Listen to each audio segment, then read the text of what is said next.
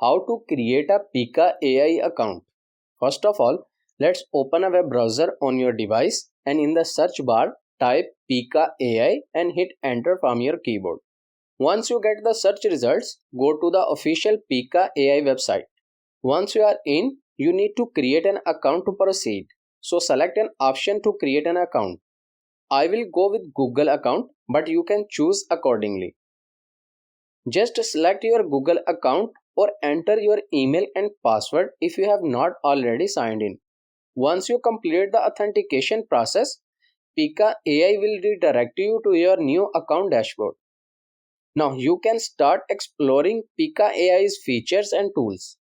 You can retry already created templates or reprompt them. Also, you can explore the following tools to generate images, effects, scenes, and do face swapping using the Pika AI tool. And that's it.